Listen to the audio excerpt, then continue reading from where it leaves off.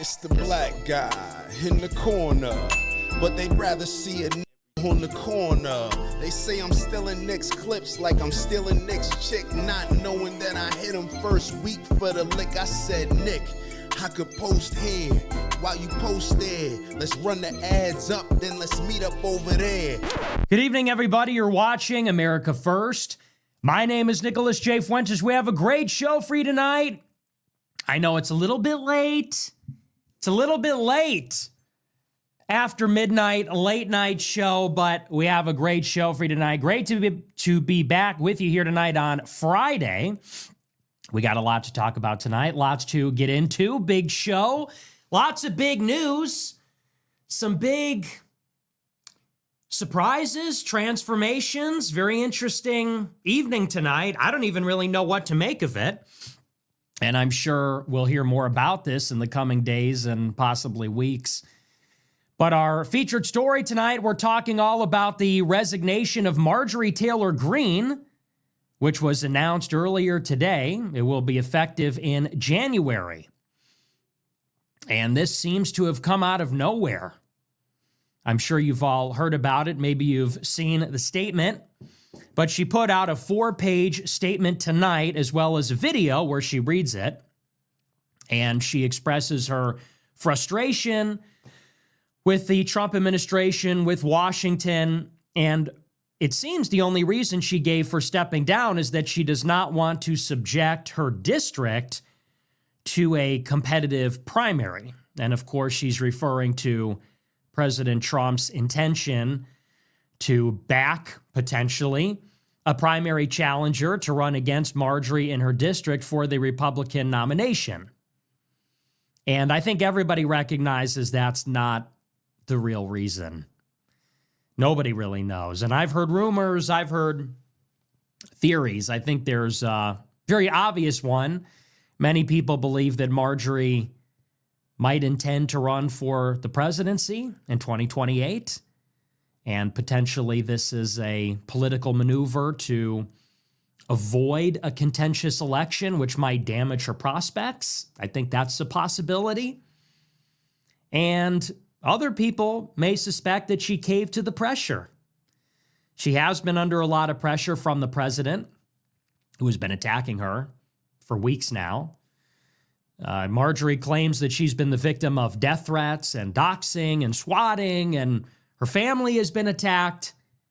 And so maybe she just withdrew because it got too difficult. We'll talk about it tonight. We'll work through her statement. We'll talk all about the announcement. It's a pretty big surprise, especially after this massive victory over the Jeffrey Epstein disclosure. So they just won. They just finished. And now she's resigning midway through her term. Very strange. Very strange timing, very strange turn of events. And honestly, I don't know what to make of it, but we'll talk about that. We're also going to talk tonight about President Trump's meeting with Zohran Mamdani in the White House. Very funny. It was a funny meeting, and I was curious to see how it would go because they have had a pretty contentious relationship. Trump, in the end, backed Andrew Cuomo in the New York City mayoral race as an independent. And ultimately, that did not work. Of course, Zohran Mamdani carried New York by more than 50%. So he defeated both Cuomo and Curtis Sliwa and got more votes than both of them put together. And not only that, but Zohran has attacked the president as well as the president's immigration agenda. The president has attacked Zohran Mamdani viciously and made fun of his name and made fun of him as a guy. And the Republicans have been vicious. I saw super chats during the mayoral election, and I couldn't believe, but I guess nothing surprises me anymore. But I couldn't believe people actually bought this. During the mayoral race, you had all these people saying that if Zohran Mamdani wins, then New York is finished. New York is finished. They said because all the billionaires, they're just going to pack it up and they're going to move to Florida. And some of you people, because you learn nothing, you never learn, people actually believe that. And they said, if Zohran gets elected, man, New York is finished. Everyone's going to Florida and Miami will become the new New York. Never going to happen. It's always like that. Every election they say that. We're all going to move to Canada. If somebody wins the election, we're out of here. This is the most important election of our lifetimes. Yeah, and they keep going no matter. Nothing ever really changes. Everything keeps going exactly the same way. And so this was coming from the Republican side. They called him a jihadist. They called him an Islamist, a communist, all these, the usual stuff. He's going to ruin the city. And now they're not only meeting, but they have a very congenial meeting. Trump meets with Zoran, and it's chummy. It's friendly. I think it's mostly one-sided. I don't know that Zoran, he didn't look particularly friendly. Trump was very friendly. He seemed enamored with the mayor for some reason. I don't know why, but that was very funny and unexpected. And what's, to me, very rich about it is that this just demonstrates time and time again, it is the masses. It is the vulgar masses, the throngs of the plebeians, of the peasants. All of the propaganda and the polemics, it's only for them. The influencers that peddle it and the politicians and billionaires that pay the influencers to peddle it, they don't even believe it. They don't believe it. They're just saying that it's tactical. They're either purchasing it for political benefit, and the influencers, well, they're getting paid to post it. All of that resentment and all of those emotions, those belong exclusively to the lower classes. Because that was the story of the election. You remember during the mayoral race, they said he's a Marxist Islamist, he's a jihadist, he's an immigrant, he's a third worldist, he's anti-white, he's a race communist. Remember this? And this slop was being fed to us, fed to a Twitter audience and the boomers by Fox News, by the Peter Thiel network, the Bronze Age pervert types, these idiots on Twitter like Jack Posobiec and Raw Egg Nationalist and all the usual suspects. They said he's a communist Muslim, cannot be elected. And in the end, Trump not only invites him to the Oval Office, but he's enamored with him. He's actually sticking up for him. Zoran's being asked, so do you think Trump is a fascist? And Trump says, just say yeah. Sure, you think I'm a fascist. Who cares? Conservative journalists are grilling him. Trump says, I'll stick up for this guy. So what happened? I mean, talk about cutting your legs out from under you. All of Trump's plan trusters, all of Trump's loyalists, they're screeching about race communism and anti-white. And then Trump hangs out with the guy and says, I like him. You know, me, I like him. It's all fake. It's all kayfabe. What is it? Kayfabe. It's all professional wrestling. It's a soap opera. So we'll talk about that too. Should be a pretty good show. Before we get into it, I want to remind you to smash the follow button, smash the like button, leave a comment. Let me know what you think about the show. Check out our store, Fuentes.store. We finally have credit card processing. So I know a lot of people they were not able to purchase the merch because up until now, we've only been able to accept Bitcoin. We've only been able to accept cryptocurrency. And that's because I'm banned from all payment processing. However, in the past couple weeks, we were approached by an exotic payment solution provider. I'm not going to give any more details about that, but we were approached by a group that specializes in high-risk payments for people like myself and similar high-risk enterprises. I guess the talk show counts as that.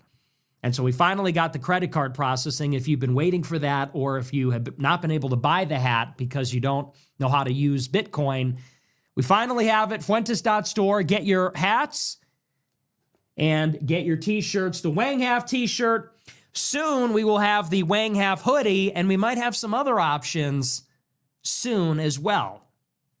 Maybe right around the corner for Black Friday. So we do have the credit card processing just in time. If you've been unable to get the merch, check it out. Fuentes.store. Also get your subscriptions at americafirst.plus. If you want to join the $100 a month club on americafirst.plus, subscribe and you get access to a group chat with me. I was in the group chat this morning. I think I dropped about 45 minutes worth of voice messages. I basically did a bonus show already today. That's kind of why I was a little bit later. I'm a little tapped as we approach the end of the week. So if you want access to exclusive content like that, make sure to subscribe. Like I said, americafirst.plus. That's the website. All right, we're going to move on. We're going to dive into the show. Oh, one other thing. I'm not going to be here on Monday. So I told you yesterday I might do a show tonight. Here I am, but I will not be here on Monday. So I'll be back on Tuesday, just so you're not caught off guard if you're watching live or the replay. I will return on Tuesday with my next show. Okay. With that out of the way, we're going to dive into the show. I'm pretty tired, I got to tell you. It's been a long week. Doing these full weeks, it's very taxing. 5 shows a week, that's a lot. That's a lot to carry a show. And a slow week. There's like no news. Nothing has been happening in the news at all. So we have been getting creative around here. And we've been stretching the Tucker cost as much as we can to get some content for the show. But tonight, of course, we've got some big news we're going to dive in. And our first story, I do want to talk about the Marjorie Taylor Greene resignation. Huge news. And a big surprise, big shocker. This came out of absolutely nowhere. It makes no sense on some level. Marjorie is relatively young. I mean, she's an older woman, but she's relatively young for a congresswoman. And as far as I'm aware, I think she's more popular than ever. She has easily won every election since her first election, I think in 2022 or 2020.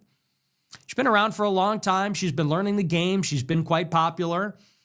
And like I said, the resignation follows her total and complete victory over Donald Trump concerning the bill which will force the DOJ to release the Epstein files.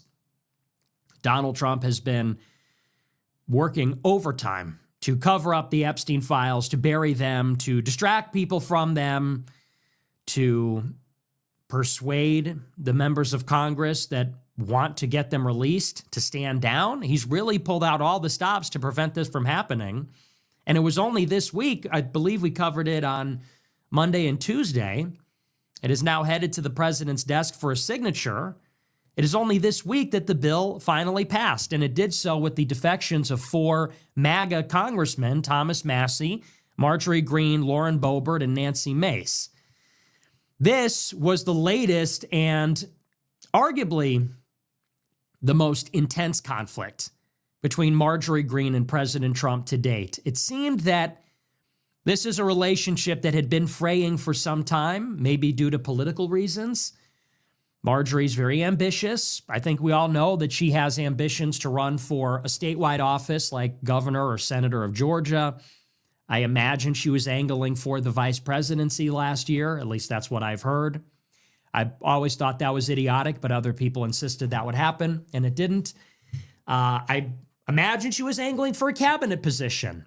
And so it would seem to me that she is basically somebody who outgrew Congress, but found herself reaching a very low ceiling.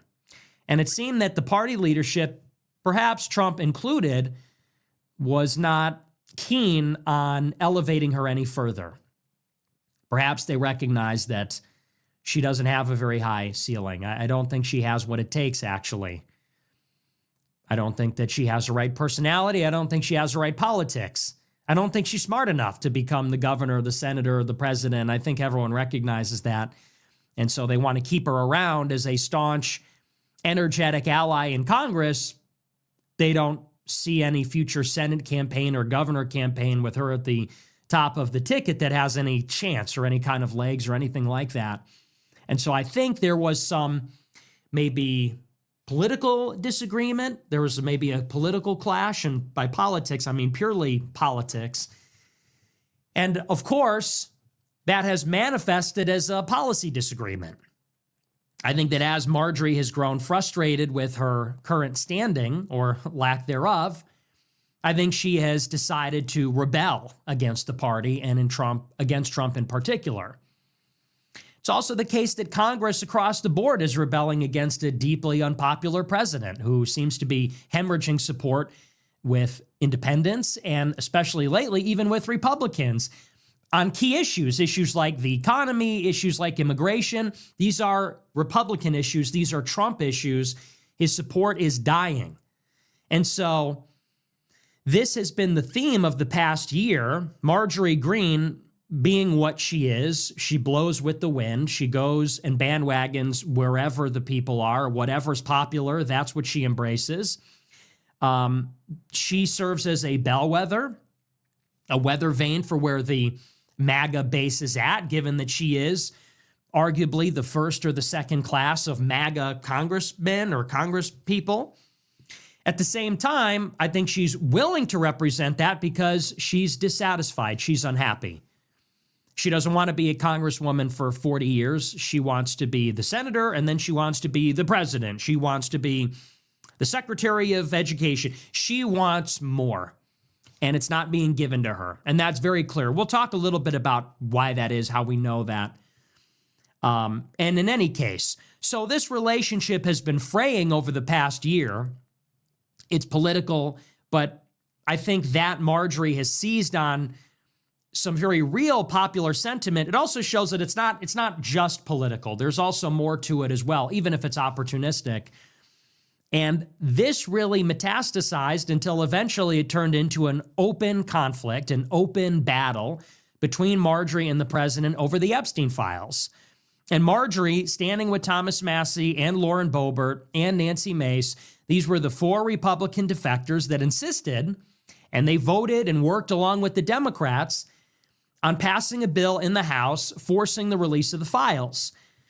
Because of that, Trump put Marjorie in the crosshairs and has unleashed a vicious attack on her in the past couple of weeks, calling her a traitor and saying actually that he would go to her district in Georgia in the midterms and maybe campaign for a potential primary challenger and work to unseat her and take the nomination from her as the incumbent. And that's a major escalation and a major betrayal, considering that Marjorie Greene has been one of Trump's closest friends and staunchest allies in Congress, one of the most conservative members of Congress. And in fairness, the areas where Marjorie has broken with the president, these are areas where the president has broken with the people.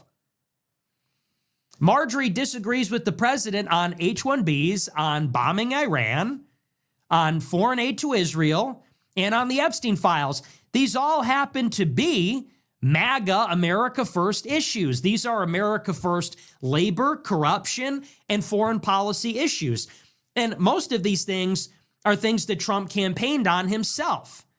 Perhaps not specifically H-1Bs, but Trump did campaign on not starting new wars, on an America First foreign policy, and on releasing the Epstein files. He's not delivering, and these are the areas where Marjorie has disagreed. In response, Trump has totally pulled the rug out from under her and declared an open war on her. Marjorie retaliated against the president. She replied, and she said that because of the statement, she's been getting death threats. She says that people are threatening her, harassing her, doxing her. She's in fear for her life. And Trump has totally dismissed that. Now, the big news came today on Friday that she is resigning. And she talked in her resignation message about this conflict. She talked about how she's frustrated with the lack of change or willingness to change in Washington. She wrote about how she is disappointed and saddened about the conflict with the president. She also writes about the pressure she's under and the danger. And she says that she will be resigning effective January 5th, 2026. And as of right now, that's it. If there is some deeper reason or greater reason, she didn't say it or imply it. And if she has any future political ambitions, she didn't say that either. And we'll work through this. This is from the New York Times. This is the news story about it. It says, quote, Representative Marjorie Taylor Greene, the hard-right Georgia Republican, said on Friday night that she would resign from Congress in January, an announcement that came days after President Trump branded her a traitor for breaking with him and helping to force a vote to compel the Justice Department to release its files related to Jeffrey Epstein. Ms. Greene, who was elected in 2020 and positioned herself as a diehard Trump supporter until a series of ruptures with the president on a variety of issues, made the abrupt announcement in a video and statement she posted online, filmed from her home in Georgia, with her Christmas tree on display behind her. Important detail there. She said, quote, loyalty should be a two-way street. We should be able to vote our conscience and represent our district's interest. She said that she had been cast aside by MAGA Inc. It was indicative that many common Americans have been cast aside and replaced as well. In a phone interview with an ABC reporter, Mr. Trump called her plans great news for the country. Love it. Love that. It is extremely unusual for a member of Congress to up and leave in the middle of a term, barring an illness or some extenuating circumstance that makes it impossible to carry on. But Ms. Greene said she had made the decision to leave because she did not want to endure a hurtful and hateful primary against me by the president that we all fought for, only to fight and win my election while Republicans will likely lose the midterms. She added, I refuse to be a battered wife, hoping it all goes away and gets better. That's a really weird thing to say. It's called you fight? What do you mean a battered wife? You're not married to the president. And you're a congresswoman. What are you talking about? I refuse to just hope it all gets better. Well, who's going to make it better? You have to fight for that. You have to battle. I refuse to be a battered wife. What does that even mean? Who wrote this trash? I refuse to be a battered wife. What are you talking about? That part does not make any sense. Ms. Greene, who arrived in Congress in 2021 as something of a pariah in her own party, has tried out many different ways of doing the job. She carved out a singular space on Capitol Hill as part of a group of lawmakers at both extremes of the ideological spectrum, less interested in legislating and building up seniority and leadership suites, and more interested in influencing politics from the outside, using social media to troll adversaries. This is just the worst written article.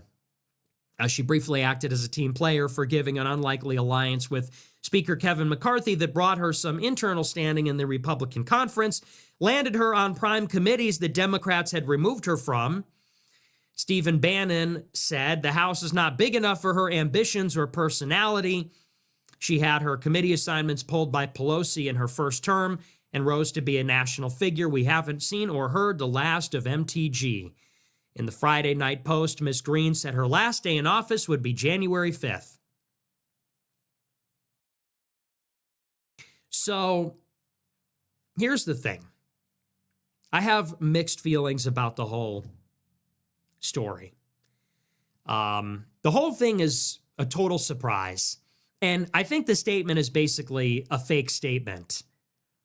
She made this big, long video and she addresses some of her grievances and ostensibly she explains her decision, but I think we all know none of this is true. There's some other reason that she's resigning. None of this makes sense. And I think it points to one distinct possibility, which might be the most obvious. She wants to be the president. She wants to run for president. Everybody knows that. The 2028 primary is soon approaching. You've got the midterms in 2026. Shortly after the midterms, which the Democrats will almost certainly take over the House, is 2027. And in 2027, both parties are going to have a wide open primary. Trump is term limited, so the Republicans are going to have a wide open primary. It's anybody's game, and they'll be competing for Trump's endorsement as well. It's truly going to be wide open for the first time since 2016. And really, that primary started in 15. So we have not had an open primary, or we will not by the time of the next one, for 13 years. 12, 13 years since it has been anybody on the ticket other than Trump. Over a decade. That's a very long time and very unusual. So, of course, everybody in the Republican Party with ambitions is acutely aware of this. DeSantis, Haley, Pence, Vance, Noem, Rubio, Greene, like all these people, and even many outsiders, they are all deeply aware, hyper aware, you could say, hyper conscious that what Trump is a lame duck. He is a lame duck president that will not have a reelection, and everybody is acting accordingly. And I told you it would be like this, although when I was telling you this last year, I was strictly talking about the cabinet. And I guess I didn't really even consider that this would also afflict the House and the Senate. And that's something that maybe people didn't really take into account, which is that everybody's expectation is that the second Trump term will have no rules because Trump is term limited. He doesn't have to worry about reelection. People said that would be a positive. People said that would be actually helpful. That without having to worry about reelection, Trump could be as radical as he wants. He could be extreme. He cannot be held accountable. That was the idea going in.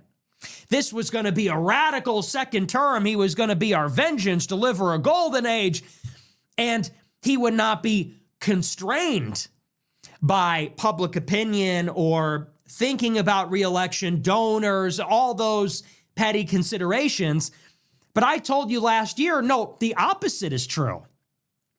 The exact opposite is true, which is that because the primary will open up, everybody in the party is going to be doing nothing other than angling for the nomination. So people in his cabinet are not really going to be focused on delivering America first, which might be a risky business. Because to actually deliver on Trump's agenda, you might have to be deeply unpopular. You've got to be invested in the success of the administration for the 4 years, for the full 4 years. If you're angling, however, to run for the nomination in 2027, which is really just 2 years in, do you have that kind of commitment? Are you invested? Or are you going to be risk averse? Are you going to be doing things that are only good PR, doing things that only have an upside or a value for a potential presidential run? And people have a memory about these things. So you have to acknowledge, you have to understand that the Secretary of State, the Vice President, the Secretary of War, potentially the Secretary of Homeland Security, many in the Senate, many in the House, many of the governors even, they are all thinking about this deeply. And so their eye is not on the ball. And so what is maybe the most obvious here is Marjorie is resigning from Congress because she's got presidential ambitions. And like I said, this is also specific to her. And I said earlier, we know for a fact that she's ambitious. She ran in 2020 as a MAGA congresswoman when the Democrats won the majority. And very quickly, she was sidelined and I think also sort of typecast as a hillbilly, as a hill person, a Trump radical, someone like the New York Times describes her, who is not interested in building a coalition or working across the aisle or passing legislation, but she wants to be a social media influencer. She wants to pander to the furthest right edge of the MAGA base. So she was taken out of the game quite early. She lost her committee assignments. She was marginalized really by her own party as well. And then in 2022, when the Republicans retook the House, Marjorie Greene sold out. And she went and made a deal with Kevin McCarthy. Kevin McCarthy is not MAGA. He's not loyal to Trump. He's not loyal to anybody. He's like the epitome of a spook. He lives with Frank Luntz They share a house in DC. It's weird. He takes tons of foreign money. He should have been the speaker many years ago, but he got blackmailed out of it. Like, this guy he is like the definition of the DC swamp, the definition of everything that's wrong with the GOP conference. And in 2022, when Republicans gained back the House by a hair, it was very difficult for the Republicans to choose a speaker because there was nobody in the House that could really command a large number of votes besides Kevin McCarthy. And the more radical members of Congress from the Freedom Caucus or from the emerging MAGA caucus, they didn't want to support him. They don't like him for the same reasons that I do. And Marjorie Greene basically made a deal with Kevin McCarthy and said that she would help him get the speakership. She would quell the MAGA uprising. She would mediate that if he would elevate her in Congress. And so there Marjorie was with Mila Yiannopoulos, her Jewish pedophile assistant, her lapdog. There they were on election night in 22. They said cheers to joining the swamp. And Marjorie Greene sold out the MAGA base. She did a lap dance on Kevin McCarthy. She busted down for him. She whipped the votes. She attacked Matt Gaetz. She attacked others that didn't want Kevin McCarthy to be the speaker. And then she got her reward. She took her money like a whore. She got her position, and she was put back on the committees. But it wasn't enough. It wasn't enough, and it didn't work out. Because, of course, Kevin McCarthy crashed and burned after just a year. Kevin McCarthy did not hold up his end of the bargain to Matt Gaetz and to the others. He did not deliver the January 6th Capitol Hill riot footage. He did not deliver on auditing Ukraine aid. He did not deliver on restricting the out-of-control debt spending by refusing to lift the debt ceiling. He didn't do any of that. As a result, he was bounced by Matt Gaetz. There was effectively a vote of no confidence by Matt Gaetz just before October 7th. Kevin McCarthy was overthrown and replaced with Mike Johnson. So Marjorie lost her sugar daddy in 2023. She made this deal. She sold out. She became deeply unpopular. Everybody recognized that. And then her sugar daddy, well, he lost anyway. And Matt Gaetz then eventually lost his position because the swamp retaliated against him. But this wasn't enough for Marjorie. Marjorie wanted the committee assignments, and she wanted to make this deal to demonstrate that she's a serious player. Because she wasn't happy being a Paul Gosar. She wasn't happy being a Thomas Massey. She, in other words, did not want to be stuck in the back of the classroom and be in Congress being the nut job, ridiculed and laughed at and not taken seriously. She wanted to be the governor. She wanted to be the senator. She wanted to be the vice president. She wanted to be in the cabinet. She's very ambitious. So the reason she made the deal with Kevin McCarthy to get the assignments, it wasn't just because she wanted the committee assignments. It's because she wanted to start to build up her credibility. And she wanted to change her reputation. She wanted to repair her reputation as the hillbilly MAGA congresswoman. She wanted to be the bastard you could do business with. She wanted to be the woman that, okay, you know, she's demonstrating her political chops. She can make compromises. She can be a team player. She can eat shit and get attacked by the base in order to help the party. And she thought that not only would she get her committee assignments, but maybe one day the GOP would select her to run for the Senate seat in Georgia or to run for the governorship. But that was delusional because she does not have what it takes. She is not smart. She's not very good looking. No offense. This is politics. It is what it is. And what's more, unfortunately, she is just not politically viable in the state of Florida, which had in 2020 2 Democrat senators, which had, Brian Kemp as the governor, who is not a radical at all. In other words, you can't be the MAGA congresswoman. You can't be what she is and be the statewide winner in a state like Georgia, which has become a purple state, which has become a pretty contentious state between Republicans and Democrats. So Republicans, I'm sure, told her that's never going to happen. They said governor, senator, vice president, cabinet post, never going to happen. You've been a congresswoman for what, like 4 years? And you got nothing going on. And nobody likes you. The Democrats don't like you, you know. And so I think what very clearly happened is that she hit her ceiling. She sold out, but the party was not going to really give her everything maybe that she expected to get out of this. She made this proverbial Faustian bargain. She made her deal with the devil. And as is always the case, the devil actually doesn't deliver. You sell your soul and you don't get what you think you're going to get. So she sold her soul, she gave up her credibility, and she said, all right, am I going to be the governor now? And they said, get the fuck out of here. You're not going to be the governor. Be happy you're on a committee. They said, be happy you're on a committee, and maybe in 10 years you could be, maybe we'll talk about it. Maybe we'll have that conversation. So she got rug pulled, just like everybody does, just like they always do when you trust the party. And by the way, there's a lesson in this.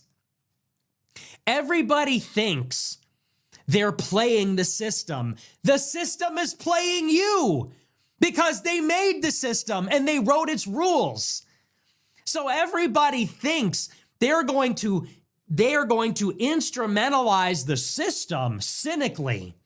They're going to infiltrate. They're going to subvert. Everybody thinks they're going to make a pact with the system with their fingers crossed behind their backs, thinking they have no idea I'm just using them to get ahead. When in reality, you cannot make deals with the system because the system was here before you were born. And the system wrote the rules.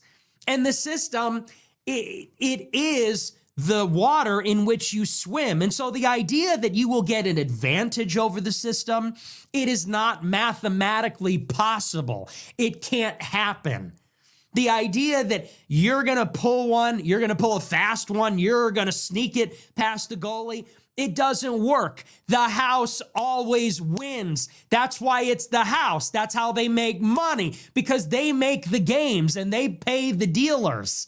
So, you know, you're never going to get an advantage. And I've been a believer in this for many years. All these people, they go in there thinking they're going to, you know, I know better. I know what I'm doing. No, you don't. Marjorie Greene, you should have stuck to your daddy's construction company. You do not know how to play. They're smarter than you. They've been there longer than you. They're more powerful than you. It was never going to work. So she sold out her supporters thinking that she could make a pact with the system. Surprise, surprise, it didn't work out. Kevin McCarthy got blown up. Her deal got blown up with that. And anyway, they don't even want to run her for a higher office. So where does that leave her in 2025? Well, understandably, she's pissed because she thinks she deserves more. She's a star fundraiser. She's famous. She's got a big social media. I think the clout got to her head, and she's thinking, I deserve more. I'm not getting everything that I deserve. And I think she starts to resent the president. She starts to resent the GOP. And politically, she sees an opening, which is that there is some discontent in the Republican Party about the war in the Middle East, about the war in Ukraine, about some of the statements on immigration, about Epstein. And I think Marjorie finds her leverage. What's going to be her third act? If her first act was MAGA nut job, second act was traitor, sellout. If her third act is going to be, how do I get the initiative back? I will become the voice of the discontented MAGA. If you're not going to listen to me as the team player, I'll go right back on the outside. I tried to be a team player for McCarthy. If you're not going to give me what I'm owed, then I'm going to become a problem for you. So she finds an opportunity, which is to become the mouthpiece and potentially a lightning rod for some of this internal dissent in the party concerning foreign aid to Israel, concerning Tucker, concerning the remarks on H-1B and the Epstein files. And over time, she grows more bold and more outspoken and builds up this catalog of issues. And it starts to really represent like a distinct position, because if you disagree with Trump on labor, immigration, foreign policy, and Epstein, that's like a platform. So it culminates in this battle. Trump slaps her down hard. Now, where does that leave her here in 2025 after the big Epstein dispute? I think that potentially this is one explanation. She recognizes that MAGA is a sinking ship. She's right. The Republicans are going to get destroyed in the midterms. They're going to lose the House. And even if Marjorie runs in 2026 and wins, if Trump tries to primary her, it's going to be a vicious battle. It's going to be ugly. Battle lines are going to be drawn. It's going to be unavoidable. And she might make a lot of enemies. And certainly she's going to take a lot of hits. If she has Trump and AIPAC and the Jewish lobby going really hard against her for a year, she's going to get bruised up, even if she wins. And even if she wins, she's going to be entering a Democrat-controlled chamber. They're going to take her committee assignments from her all over again, back to square one. So maybe Marjorie is just jumping off of the sinking ship. She doesn't want to play that game. She is going to avoid getting bruised up in a primary, avoid getting attacked, getting ads ran against her, getting maybe blackmail disclosed about her. And she's going to gear up for the 28 primary. Maybe that's the angle. Maybe that's the idea. Perhaps that's the goal. Another explanation is, who knows, maybe they got something on her. Maybe she's afraid. Maybe they have blackmail on her. Maybe they have something, because she's not the first person to leave under mysterious circumstances. And she's also not the first person to leave under mysterious circumstances who became a problem for MAGA Inc. Matt Gaetz comes to mind. Do you remember the tale of Matt Gaetz? Matt Gaetz led the coup against Kevin McCarthy in September 2023. When Kevin McCarthy, or rather, when Matt Gaetz and the MAGA caucus shut down the government, Kevin McCarthy worked with the Democrats to open the government back up. So Matt Gaetz, with a single vote, initiated a vote of no confidence. Kevin McCarthy lost.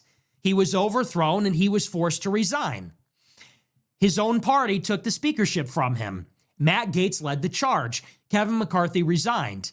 After that, the Republican Party had it out for Matt Gaetz. They started to investigate him. They talked about releasing damning evidence about maybe past sexual or romantic relationships.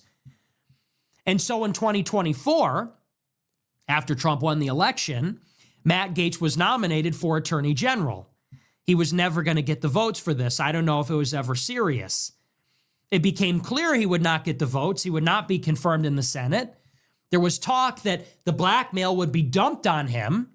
And so he withdrew himself from consideration and then dropped out of Congress. So he won re-election in 24, was submitted as a nominee for Attorney General, withdrew, and then dropped out and would not take office after his re-election in 24, which was not necessary. He didn't have to do that. And a lot of people said, maybe they had blackmail on him. And Matt Gaetz is another MAGA caucus guy. He fought Kevin McCarthy and won. He was another guy who was maybe not loyal to the GOP conference, not loyal to the system. And he also mysteriously resigned, and now he's at OAN, and it's kind of sad. And he's another one that's become a big Israel critic. Oh, well, thanks. Now that you're at OAN, now you want to criticize Israel. That's super helpful, bro. You were a congressman for years. You were well known. And now that you're on OAN, now you found the courage to talk about Israel. Profiles and courage. Thanks. Helpful. Awesome. Hero. And it also reminds me of Madison Cawthorn. Madison Cawthorn, same deal. Young guy, pro-Trump, MAGA, very conservative, loves the Roman Empire. He goes on a podcast and says, it's Sodom and Gomorrah in DC. There's orgies and sex parties. What do? Primary challenger. They release all this blackmail on him. He loses the primary. And now I think he's mounting a campaign. I think I saw him on Fresh and Fit the other night. So that's great. So Madison Cawthorn, Matt Gaetz, Marjorie Greene all have met the same fate. They all got elected to Congress. They stood up against the system, and then they got slapped down. They got pwned. They got slapped down by the machine. They're all MAGA, all pro-Trump, all anti-establishment. They all had their own ideas. They were all famous. They all maybe got a little too big for their britches. Very ambitious, not tactful.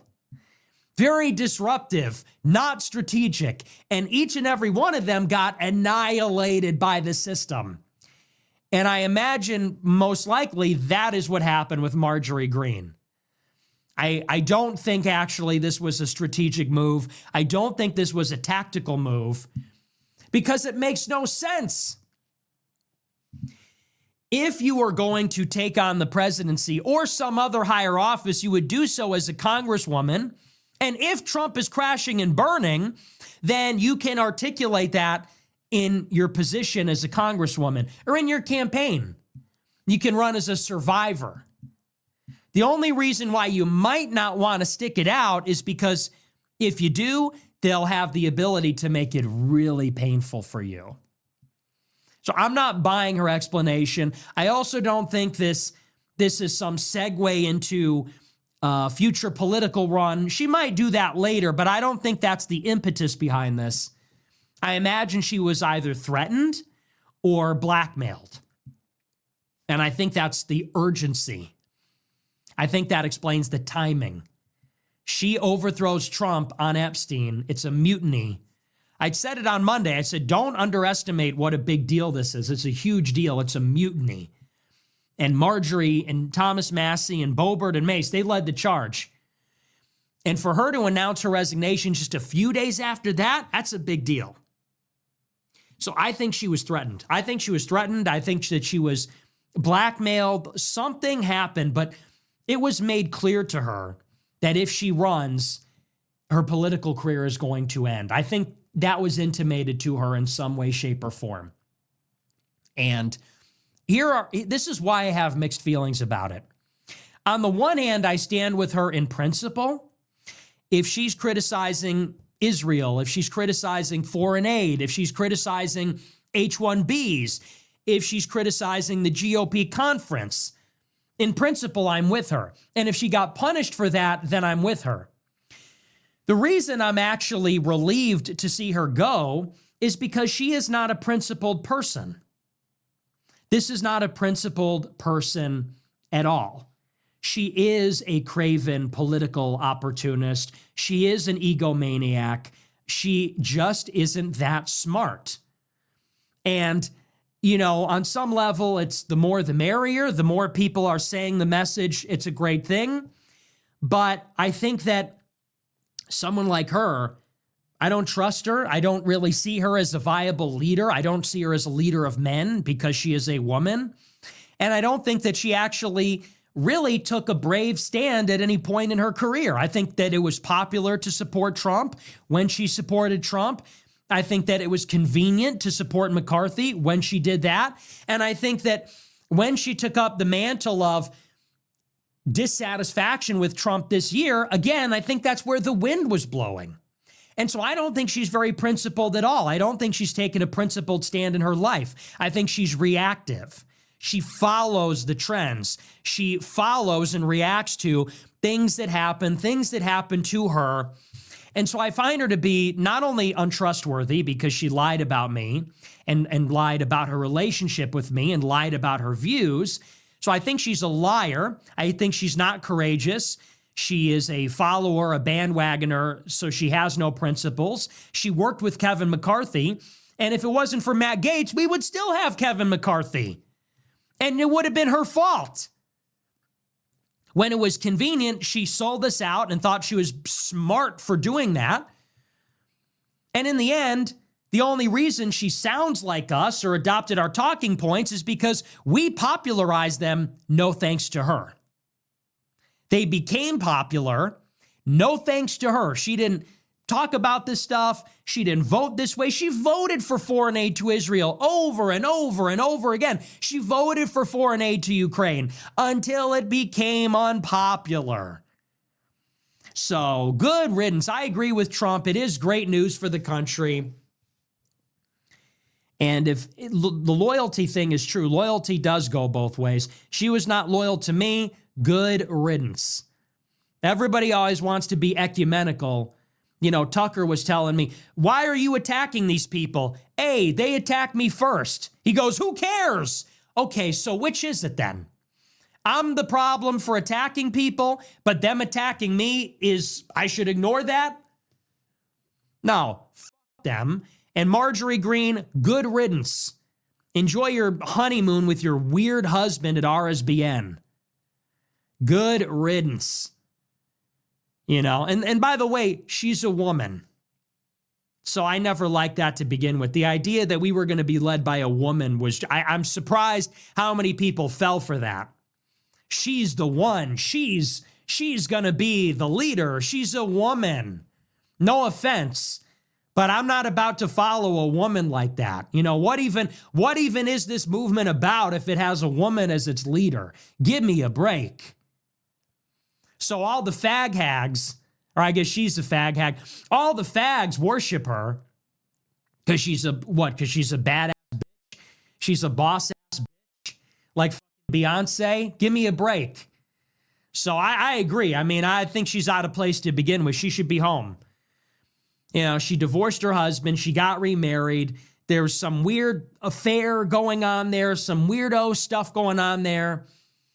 Her husband, her new boyfriend from RSBN, is always posting pictures of them hugging and kissing. Hey, nobody wants to see that, man. Aren't you guys both 60? Nobody wants to see a couple of 60-year-old crusty boomers making out. It's just kind of gross to look at, for crying out loud. Anyway, so I'm actually glad about the development. And you know what? You got to fight it out. I mean, look, either she got threatened or blackmailed and she's bowing out and who knows what's being told to her, or she's dropping out because she's weak. You got to stick it out. She goes, I don't want to be a battered wife waiting for things to get better. Why did you get elected to Congress then? You get elected to Congress to fight, to represent. And isn't that her whole deal? Is that she's fighting for the people. I'm a fighter. I'm a truth teller. I'm doing this. Oh, and then it gets a little bit difficult. Then it gets a little bit hard. You've been there for 4 years. You've been there for 4 years, almost 5 years now. Couldn't hack it. That's why I'm so, at the end of the day, there was a critique of me many years ago where people said that I was hurting Congress people's careers. Their careers mean nothing compared to this movement because, and I used to tell people in private, people like Marjorie Greene come and go. It's a revolving door. You think you're a big shot because you're working in a congressional office? You're not. These people are disposable. They come, they go. They rely on donations. They're not inspiring. They're not even that smart. If they can lay down their career to confer legitimacy upon this movement, it'll be the most productive thing they've ever done. So I remember when she went to AFPAC 3, people said, oh, you're hurting a MAGA congresswoman by association. I would say that me associating with her, that's the best thing she could have done at the time. Now she's done. Now what? Now what? I remember people in Matt Gaetz's office acted like big shots. Oh, well, you know, we're with Matt Gaetz. Oh, yeah, you know, well, we're with Madison Cawthorn. Oh, we're with Marjorie Greene. Who must go? Who must go? How many sucking GOP apparatchiks, how many wannabe student council president strivers, House of Cards LARPers, how many ambitious dorks and nerds working in these congressional offices looked down on this movement and said, oh, the Groypers, oh, what are they up to? America First? Yeah, okay. Yeah, where are they now? Who must go? Marjorie Greene and the whole operation. Flush. The whole operation, Isaac and everybody over there. Hey, Isaac, flush, bye-bye, bye-bye. Yeah, I know. Really, honestly, she did them a favor. I can't imagine anything less dignified than working for a woman congressperson. I can't imagine anything less dignified than that, having to get schlepped around by her, making her gay podcast that gets no views, and writing her talking points and going to the villages, going to the blue hairs in the nursing homes. Actually, she did them a favor, nothing less dignified. Flush, goodbye. Bye-bye, Matt Gaetz. Bye-bye, Madison. Maddie, as they call him. Bye-bye, Marjorie. Bye-bye. Bye-bye. Where are they now? Yeah, I'm a little unhappy with those people. So it's a little bit delicious. And you know what? Here's the problem. All these various people, these congressmen, these people that work for them, they don't have a clue. They don't have the vaguest clue as to how we're actually going to get out of this mess. What's the big idea, actually? What's the big idea? Let's say you're Marjorie. Let's say you're Matt Gaetz. Let's say you're Madison Cawthorn. Let's say you're Paul Gosar. What's the big idea? We're going to vote in lockstep with Kevin McCarthy forever? That's going to take us to the promised land? We're never going to take risks with our rhetoric, with our vote. We're going to live in fear constantly of a little piece of paper slipped under the door from the leadership. We're going to live in fear that we're not going to get money from the conference. They don't have the vaguest clue, and that's irresponsible about how we're going to get to the promised land. For them, it's like they're going to build out their career, they're going to get reelected and get donations and get the privileges and the perks of being in Congress while they're basically working with the enemy, and they're never outspoken and they're never bold. And in the meantime, they disavow people like me. In the meantime, these types are disavowing people like myself. Madison Cawthorn called me a right-wing nut. Remember that? Called me a right-wing nut. And Marjorie Greene says, oh, I don't know who that is, and making up shit about me on social media. Who's going to save us? You? Who's going to move the Overton window? You? Where is the Overton window? At the nursing home? Who's going to do it? Who's going to fight the battles? Who's going to make the arguments? So this is just a lesson. It's like, in the end, all these congressional offices are somewhat worthless. They're worthless in the sense that they played it safe, they were risk averse, and in the end, it didn't even matter. These people that were elected like Gaetz and Greene, they played it safe. They never took risks. Gaetz did something honorable with McCarthy. I'll give him that. But generally speaking, they didn't speak out. They didn't fight. They barely did anything. They didn't help the nascent America First movement at all because they thought they were playing it smart within the machine.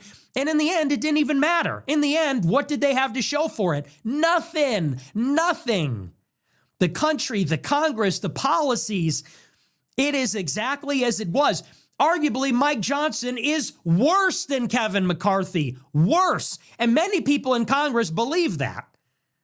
So even to the extent that they overthrew McCarthy, now we just got Mike Johnson. They just replaced him with another Petri dish creation. He might as well be Eric Cantor's DNA. Might as well have been grown in a laboratory from one of Eric Cantor or Paul Ryan's stem cells.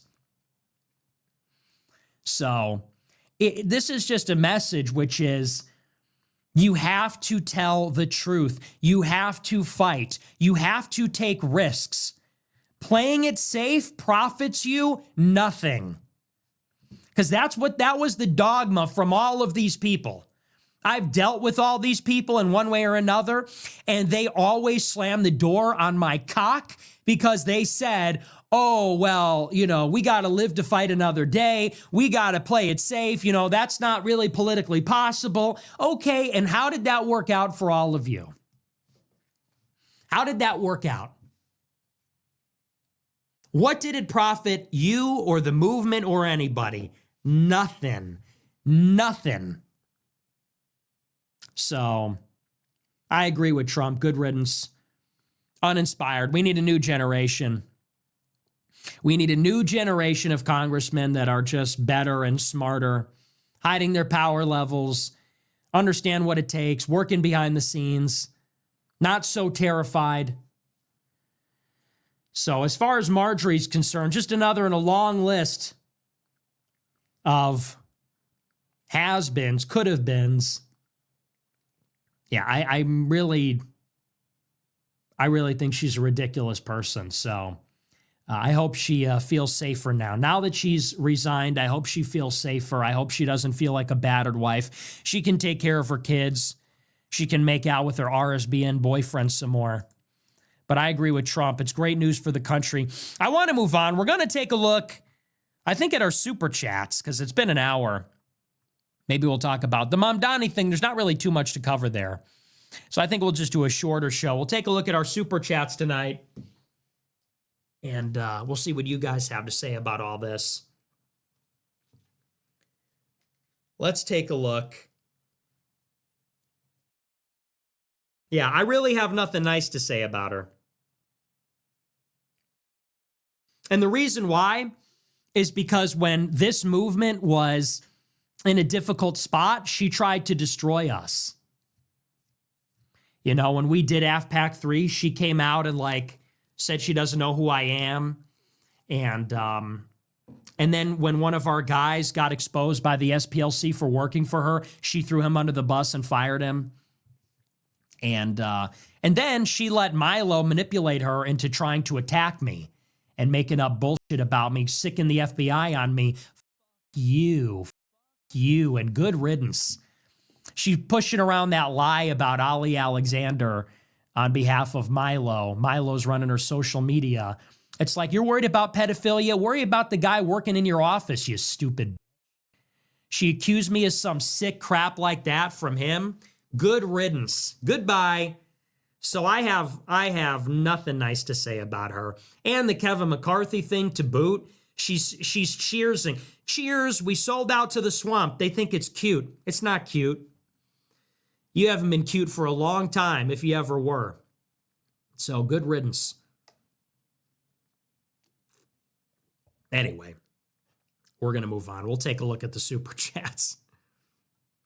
Someone says, Nick, let it go. No, you can't let it go. You have to remember who these people are.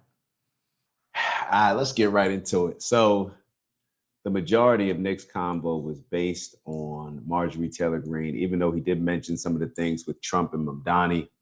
I'm not sure if a lot of y'all saw those exchanges or saw the aftermath of the meeting that Trump and Mamdani had. I was pleasantly surprised. And I'm not sure if I was that surprised, but looking at it, I just felt good about it. And I felt good about it for reasons that even if it wasn't genuine, I think that it eased the tension of a lot of things that have been going on based around Mamdani, a lot of the fear mongering, a lot of the propaganda that's being thrown out there to act as if New York is going to turn into, a Middle Eastern nation of some sorts, which a lot of people have been pushing for. And obviously there's a lot of the tension based on New York City being the largest group, the largest makeup of Jewish people, the home for the largest amount of Jewish people in that area, highest concentration. So, the most there, y'all know what I'm saying. So for all the fear mongering that a lot of people have been doing, I've been scrolling through my timeline, been seeing it a lot. They're calling Mamdani a radical Islamist or jihadist, all this other stuff that they're saying, right? Donald Trump humanized Mamdani in a lot of ways. And he humanized him to a large base of Donald Trump supporters who still support Donald Trump, who, even though he's getting bullied by Israel, still feel like they want to support Donald Trump. And those people have been a lot of the ones that have been saying the things about a guy like Mamdani, leaning into this threat of what the Muslim influence can create in America, with Mamdani and New York City being the focal point of their reasoning. What Donald Trump just said was, oh, I would feel comfortable living in New York City, especially, you know, after having this recent conversation with Mamdani. He was super nice to him. So when I say that he humanized him, instead of allowing the propaganda that a lot of Donald Trump's base, a lot of the people that Donald Trump seems to be rocking with right now, that seem to have a huge influence over Donald Trump, I don't think that they liked how Donald Trump just behaved when meeting Mamdani, especially how he expressed it to the people. Here they've been working overtime to push as much propaganda as they can to make us think that Mamdani is, you know, everything from a Hitler Nazi to, you know, Osama bin Laden, he's Saddam Hussein, he's all these things, right? That's what we've been given when it comes to the propaganda. And what did Donald Trump do? You could tell Donald Trump was looking at him like, yo, I like something about this guy. You can tell when Donald Trump likes somebody, even to the point, hold on, I don't know why this is, ignore this that keeps popping up. I'm going to let it rock. I don't even know what to do with this. Like I don't know why this is showing up on the screen, but it is what it is. Shout out to Robert. I don't know why this keeps popping up as if this is a comment from our live show. Maybe it's just a reminder for me to let all y'all know that y'all need to tap in with our live show, because this was a comment based on our Monday through Friday 8 a.m. show. So I don't know how to take it down right now. So what are we finna do? We finna go with the flow. We're gonna lean into it, and it's there for a reason. So another good chat today, fellas. But let me keep going with what we were discussing. Now to Donald Trump's base. Now, who do I mean Donald Trump's base? I'm not talking about y'all voters out there. I'm talking about the people who he's been making decisions for. The Ben Shapiros of the world, the Bibi Netanyahus, the Randy Fines, the Lindsey Grahams, the Ted Cruzes, the Mark Levins, those people. I'm talking about those people who want to control who's in MAGA, right? They had all their signs up talking about Tucker's not MAGA. But then what happened when they put the mic in front of Donald Trump and they wanted him to disavow Tucker for the Nick Fuentes interview? He said, nah, actually, I think that, you know, he should be able to interview whoever he wants, put the information out there and let people decide. You know what the energy is showing? It's showing the energy that Bibi Netanyahu and Israel have been showing when it comes to Trump and JD Vance, which is, bro, we don't care what you say. Matter of fact, we're going to hear what you say and do the opposite and make you look foolish. Just like when Donald Trump said that he wouldn't allow Israel to annex the West Bank. JD Vance goes out there to visit. He goes to a church, doesn't go kiss the wall like most politicians do. And what do? They decide to have a vote while he's there that they're going to annex the West Bank. JD Vance called it out. He said whether it's a political stunt, it's disrespectful. He didn't take kind to it. So perhaps Donald Trump is just giving back the same thing that he's been bullied with. Perhaps he's just giving the same thing back in both situations. Whether it's the Tucker situation where everybody's, oh my God, Tucker is interviewing this person. He's not MAGA for any. Trump says, yeah, actually, I like Tucker. He spoke highly of me. You know, we did a great interview. It's got a few million views. Like let the people hear what he has to say. And then, you know, let the people decide. And then in this situation with Mamdani, they're trying to convince us that Mamdani is going to destroy New York City. I can remember Patrick Bet David after Mamdani won, and maybe even before he won, he was saying New Yorkers are going to leave, just like they left California. They're going to leave. They're going to leave. Nobody's leaving. Nobody's leaving. And I think Nick pointed that out as well. But it's just the fear mongering. It's the fear mongering that comes with a lot of this. So Donald Trump sitting down with Mamdani and having those lighthearted conversations, recapping the meeting, to me, I thought that was a positive thing, because it no longer allows people to use Donald Trump as a weapon to get their point across and to push their agenda and be shielded by, well, we're doing it with Trump.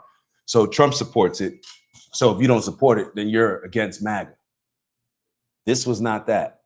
So I don't know whether Trump's letting them hang after these Epstein files or what. I don't know what it is, but these two situations, the situation with Tucker and him not disavowing Tucker, as well as this situation with Mamdani, I'm reading between the lines and I'm seeing this is a direct shot back at Bibi Netanyahu and Israel. But maybe that's just hopeful thinking on my end. I don't know what it is, but let's get back to what Nick spent the majority of the conversation centered around.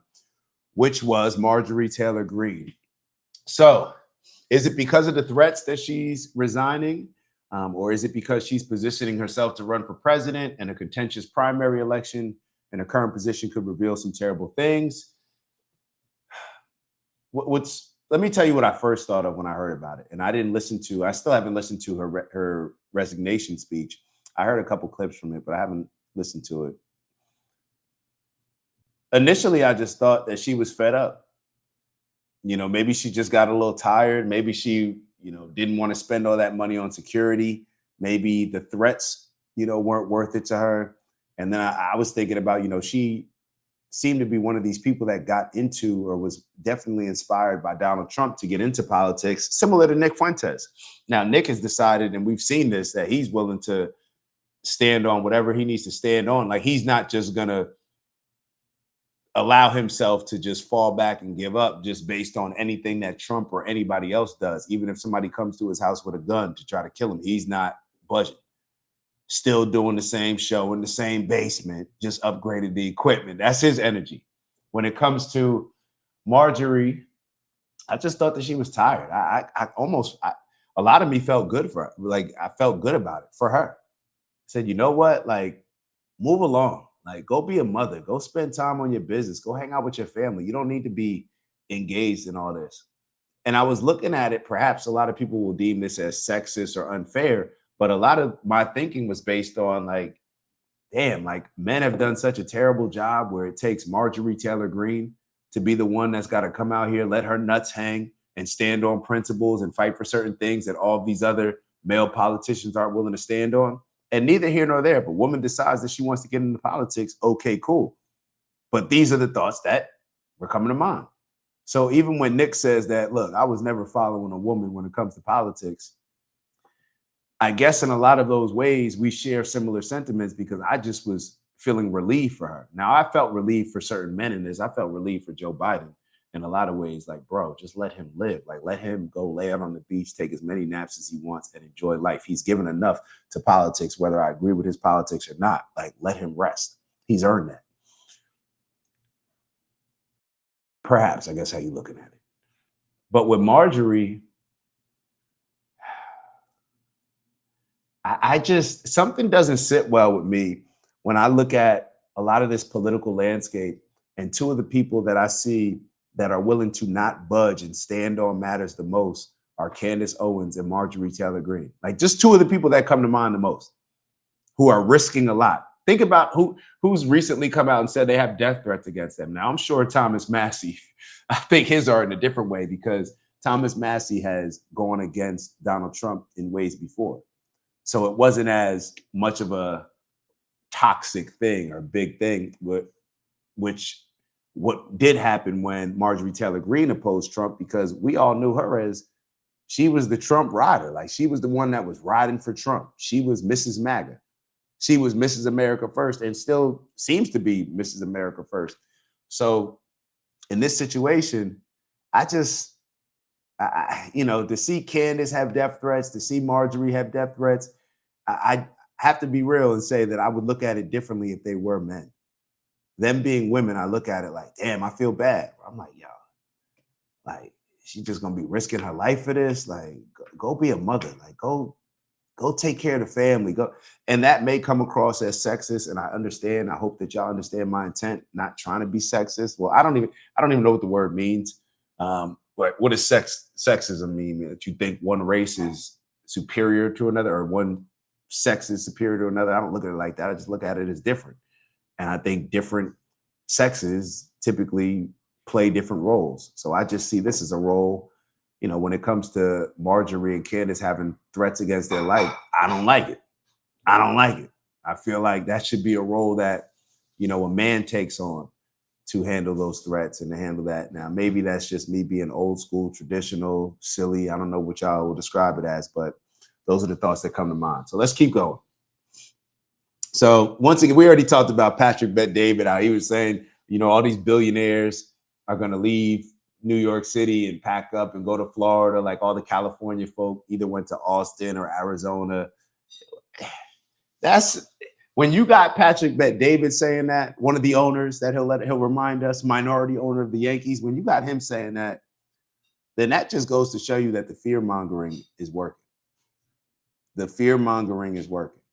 They thought, like, I don't know if Patrick Bet-David really thought this or if he was just trying to scare people into voting for Mamdani or scare people afterwards. I don't know what it is, but when it comes to this situation, I don't think that people are really going to be moving. Like, it's one thing for a governor of California, but New York is not California. New York is not California. It's just different. You know, people, the pride for being a New Yorker, in my opinion, being a successful business person in New York and making it in New York in this concrete jungle, especially in New York City, I don't think that those people are willing to move as much in the same way that, you know, Californians are. New York is the hub. Like, a matter of fact, if you did move, shame on, well, I don't want to say shame on you, but if you did move for a lot of these reasons, stick it out, figure it out how to, you know, I don't know, vote, change the narrative, maybe make your thoughts known. So therefore you can have representation and the things that you want done with the city. But I just didn't think that people were just going to move out of New York just based on Mamdani. I never saw that. So, and what's funny about it is when I saw Mamdani, now I'm going, I know I'm bouncing back and forth, but I just wanted to make these points about Mamdani. We're going to get right back to Marjorie. But what's funny about Mamdani is everything that Nick was saying on his last show or a couple shows ago when he was talking about, like, he'd come together, he'd work with Sank, he'd work with Anna Kasparian, and Nick said, I'd work with Mamdani. And then this meeting, I think, happened either later that same day that he said that or the day after.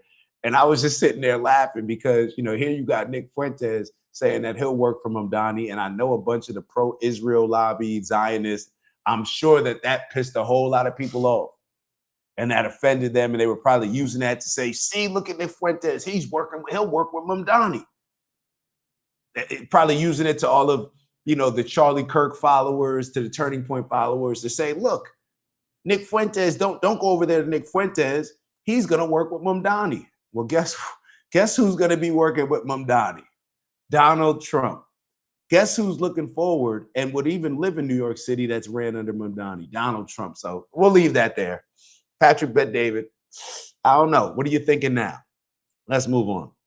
So going back to what Marjorie Taylor Greene said, according to Nick, and like I said, I didn't see her full response or her full resignation, not letter, but her speech, you know, what she posted on social media. But she did say that I refuse to be a battered wife or something like that and expect things to change. Interesting choice of words. Interesting choice of words. I guess I get what she's trying to say. Is, you know, I refuse to stay in politics because Donald Trump, who I supported, is now coming after me. Like, it seemed a little weak to say. And even the more I think about it, it's like you're battered. Well, this is the game of politics, and a lot of people have pointed out that Marjorie Taylor Greene, she played in the mud. She played in the mud when it comes to politics. So, like anything else, and I know she's been being asked by a lot of people. I think she was asked on The View, and she was also asked on a couple other more liberal platforms that she was recently on. You know, calling her out for saying that her rhetoric, you know, she's talking about Trump's rhetoric. Now that she's on the other side of it, now she sees a problem with it. But a lot of people were saying, well, where was the problem that you had with Trump's rhetoric when it wasn't directed at you, but when it was directed at some of these other people, which is a, you know, fair thing to ask. And she took accountability and said, you know what, you're right. You're right. I was wrong. I did contribute to a lot of that, those type of that type of rhetoric and engage in those type of dirty politics. She did say that. As far as, you know, from a communication standpoint, you know, name calling, all those things. So she did acknowledge that, take accountability. I thought that was solid. But, you know, to say a battered wife, you know, like who I would ask, and maybe Nick may have alluded to this as well. What did you get in politics for? Did you get in politics for the people, or did you get in politics because you were a fan, AKA a fanatic of Donald Trump?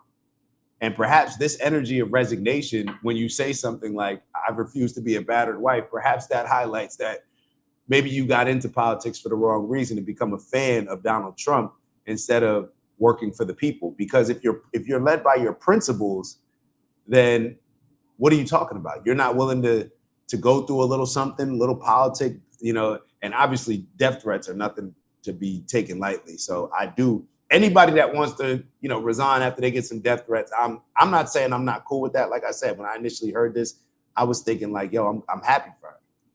But I still would ask these questions because I'm pretty sure that I would assume that she was receiving some threats maybe before this. I think these are a bit different because these are, it seems to be like something strongly triggered, especially the dynamics between the relationship between Marjorie and Trump. So I do understand, but I would still ask that question. And I would wonder if her answer to that question would impact, or her process in that question, thinking about it, would impact her decision and whether or not she's walking away for the right reasons to her. Now she's got to decide that and still do what's best for her. But that's definitely a question that comes to mind for me. What did you get into politics for?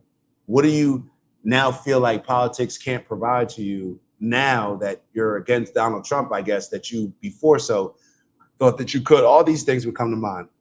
So we'll move on. And then I think, so Nick finished off with the, discussing as a woman.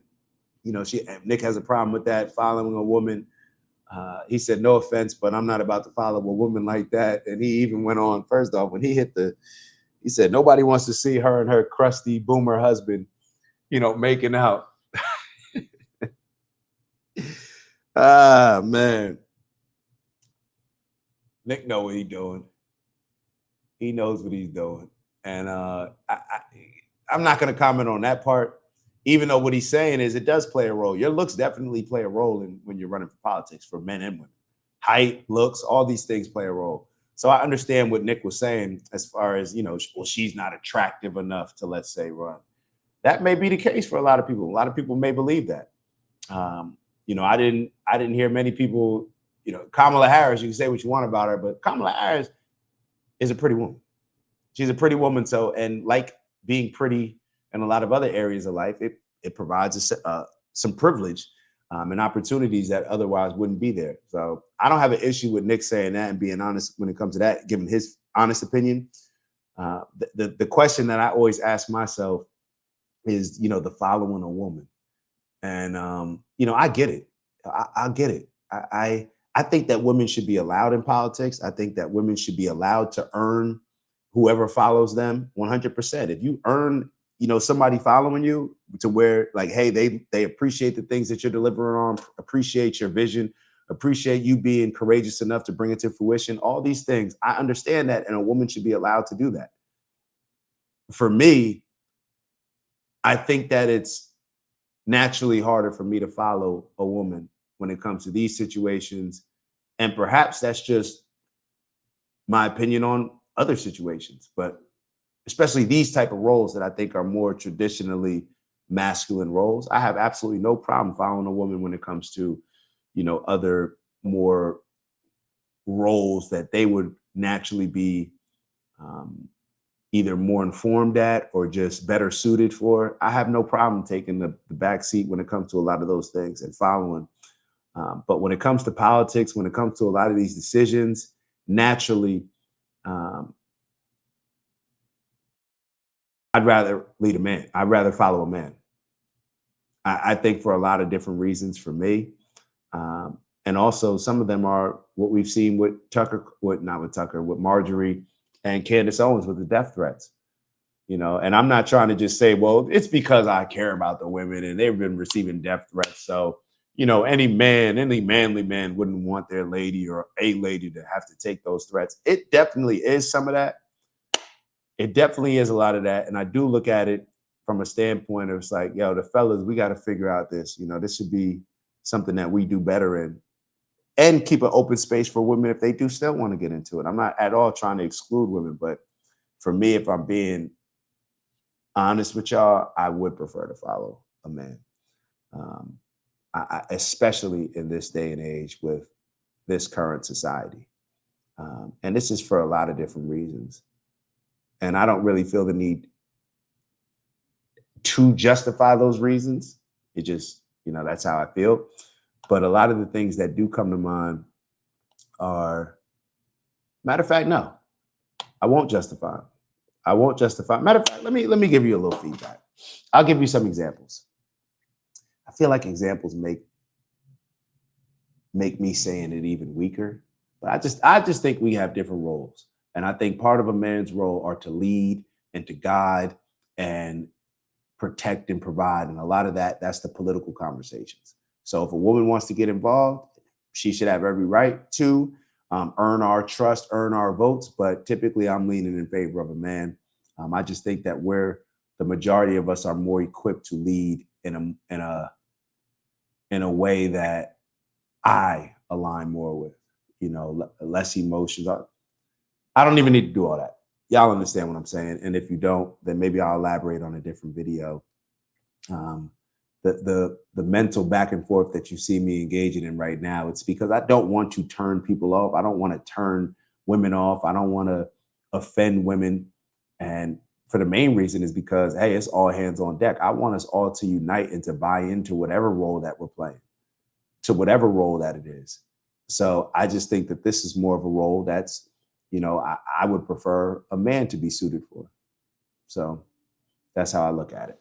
But as always, leave a like, subscribe, turn your notifications on, leave a comment, especially with me ending it like that. Tell me, am I being insensitive? Am I being sexist? Am I being offensive? And even if I am being all those things, do you agree? Do you disagree? Elaborate on them for me, because my bias, and I'm open to this, because this actually came up in a conversation when Biden and Kamala were running, or I'm sorry, when Kamala and Trump were running against each other. And I said, like, yeah, I don't want a woman as a president. And then I had a conversation with my mom, and not that the conversation was her telling me, well, you should be open to that. It was more so just me being a little bit more careful, and I don't want to turn people away if I don't need to turn people away. Like, I don't need to just get a point across just to get it across and just say I'm right if it's ultimately going to, fracture the movement or lose a lot of support that would be there if I explain things and give it in context. So I'm led by, first and foremost, what are my principles, morals, and values, and who can deliver that? That's always going to be at the forefront. So if Marjorie Taylor Greene or Candace Owens or whoever else is going to, if I feel more confident that they can deliver on executing those things that are important to me, then I would vote for them. And that's where I kind of finished off with the conversation with her. It's like, hey, I'm just going to be led based on my principles, morals, and values. And then whoever could deliver on those, whatever makes the most sense for executing on those things, that's what I would like us to buy into. So y'all let me know what that vision is for you, and ultimately how we could just come together. Like I said, I don't mind playing whatever role I need to play in order to get humanity in a more positive direction and hopefully take some strides to achieving this greater peace. So on that note, I'll see y'all in the next video. I'll get this out to y'all as soon as possible. I missed Friday. I'm just putting this out on Monday because I didn't even realize that Nick did a show on Friday. But yeah, my apologies for that. So I'll get this out as soon as I can, and I'll see y'all in the next one. It's the black guy in the corner, but they'd rather see a nigga on the corner. They say I'm stealing Nick's clips like I'm stealing Nick's chick, not knowing that I hit him first week for the lick. I said, Nick, I could post here while you post there. Let's run the ads up, then let's meet up over there. Let's figure out a split that's honorable and fair. Tell me where you trying to take it. Bro, I'll meet you there. 1600 Penn, Wash, DC. Swear I saw the vision riding through the DMV. I envision prayers, but I could do VP. Hillbilly, G. Fuck, I look like JD. Shout out my cheat code. Dave and Karen raised me. And my big bro, a nuclear family. And they don't like that. Strong fathers in the crib, BLM fought that. LBJ society created all that. Victimhood mentality, I can't embrace that. And everything they taught in school, assume it's all cap. Everything I said I'd be, I am that. Everything I said I'd be, I am that. everything I said I'd be. I am that. Ain't no introduction, just some fun facts. In case you were wondering, I am that. I know you heard me hit it 3 times for Dr. Umar. Shout out to Umar, man. We ain't kicking nobody when they down. And shout out to everybody that continues to show love, support, appreciating the message that I'm giving y'all along with the bro Nick's message. We gonna keep pushing, man. And shout out to the haters too, cause y'all in the comments heavy too. y'all the ones that gave me the inspiration to create this song. They kept saying like, who's the random black guy in the corner? I am.